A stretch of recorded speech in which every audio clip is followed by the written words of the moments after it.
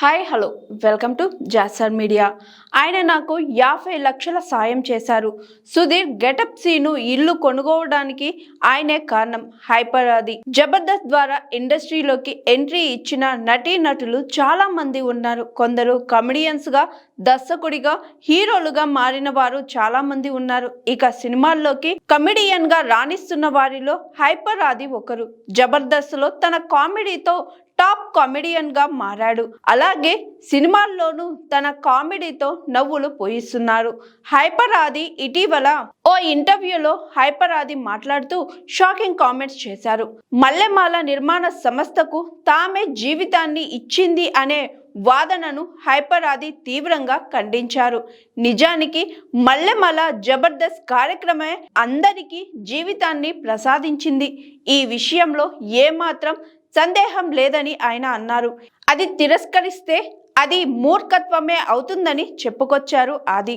మల్లెమాల అధినేత శ్యామ్ ప్రసాద్ రెడ్డి గొప్పతనాన్ని గురించి వివరిస్తూ ఆయన ఎంఎస్ రెడ్డి కుమారుడని, అనేక విజయవంతమైన చిత్రాలను నిర్మించిన ప్రముఖ నిర్మాత అని గుర్తు చేశారు. అంతేకాకుండా ఆయన ఒక మాజీ ముఖ్యమంత్రి కోట్ల విజయభాస్కర్ రెడ్డికి అల్లుడు అని కూడా తెలిపారు. ఎస్ఎస్ రాజమౌళి, కొరటాల శివ వంటి ప్రముఖ దర్శకులు సైతం తమ సినిమాల ఓపెనింగ్లప్పుడు ఆయనను పిలిపించి క్లాప్స్ కొట్టించి గౌరవిస్తారని, అలాంటి వ్యక్తి గురించి ఏకవచనంతో మాట్లాడడం సరైంది కాదని ఆది అన్నారు. కొంతమంది చేస్తున్న బానిసల్లా బతుకుతున్నారు అనే ఆరోపణలను కూడా ఆది ఖండించారు. మల్లెమాల సంస్థ ఆర్థికంగా తమకు ఎంతో అండగా నిలిచిందని ఆది గుర్తు చేసుకున్నారు.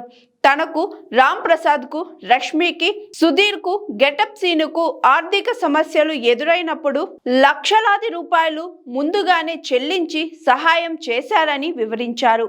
నాకు అభి అన్నకు 40 నుంచి 50 లక్షల వరకు ఆర్థిక సాయం అందించింది.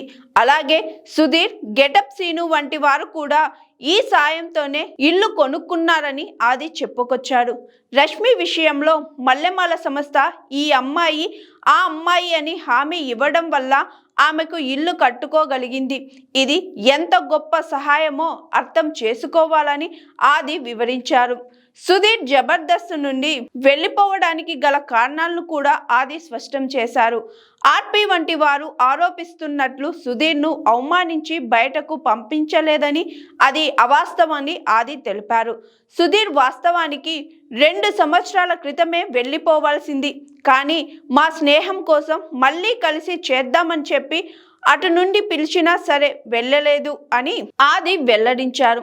సుధీర్ సినిమాల్లో హీరో అవ్వడంతో అతనికి ఆర్థికంగా ఎక్కువ అవకాశాలు ఏర్పడ్డాయని, మల్లెమాల కంటే ఇతర ఛానళ్ల నుండి మంచి ఆఫర్లు, యాంకర్గా అవకాశాలు వచ్చాయని ఆది తెలిపారు.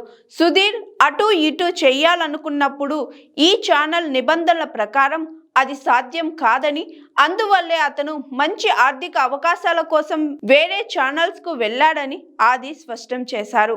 ఆర్పి చేస్తున్న ఆరోపణలు పూర్తిగా అబద్ధాలని, సుధీర్ కు మల్లెమాల పట్ల గౌరవం ఉందని ఆది చెప్పుకొచ్చారు.